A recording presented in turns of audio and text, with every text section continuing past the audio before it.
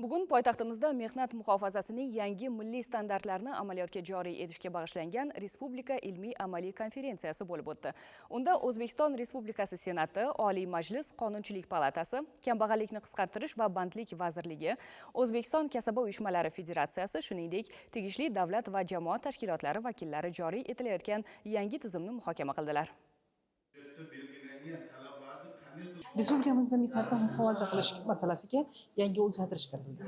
Buning uchun aynan bugun ana shunday o'zgartirishga ehtiyoj sezilmoqda. Chunki mamlakatimizga ko'plab investitsiya va investorlarning kirib kelishi natijasida ularning talabiga mos ravishda xalqaro andozalarga moslashgan yangi mehnat muhofazasiga talab paydo bo'ldi. Ana shuning uchun ham bugungi kunda mehnat muhofazasiga bag'ishlangan yangi qaror qabul qilindi. So'nggi 2 yil davomida respublika hukumati tomonidan 3 ta qaror va bitta davlat dasturi qabul qilinib, mehnatni muhofaza qilish sohasidagi 100 dan ortiq qoidalarga o'zgartirishlar kiritildi. 2 ta milliy standart tasdiqlandi. Dasturda qurilish, energetika, tog' kon va kimyo sanoati kabi tarmoqlardagi huquqiy himoya yanada kuchaytirildi. Mehnatni muhofaza qilish bugungi kunda davlat siyosati darajasiga ko'tarildi. Aynan so'nggi paytda hukumat qarorining qabul qilinishi va bunda nafaqat davlat organlari, xo'jalik birlashmalari, balki kasaba uyushmalarining ham o'rni beqiyos.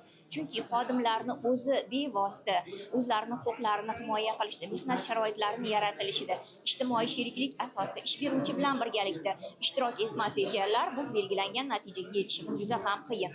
Mana shu huquqiy asoslari bugungi kunda hukumat qarori bilan yaratildi. Mehnatni muhofaza qilish vakil faoliyati, ularni qay yo'sinda jamoada saylanishi, ularning kelgusidagi qanday kafolatlari bor yoki ish beruvchining majburiyatlari nimadan iborat ekanligi ham yangi hukumat qarorida aniq belgilab qo'yildi. Mana xabarlaringiz bor, oxirgi yillarda bizlar xalqaro mehnat tashkilotini ko'plab mehnat muhofaza qilish, mehnat xavfsizligi va gigiyena sohasidagi konvensiyalar, ya'ni 155-sonli konvensiyasi, 177 sonli konvensiyalariga qo'shildik.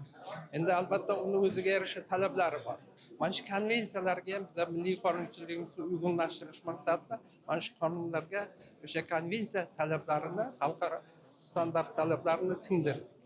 Ushbu sohadagi davlat islohotlari Davlat mehnat inspeksiyasi faoliyati proaktiv nazorat modeliga o'tayotganligini ma'lum qildi. Ushbu qator davlat islohotlari ish beruvchini baxtsiz hodisalarning oldini olishga va mehnat xavfsizligi madaniyatini shakllantirishga targ'ib qilmoqda.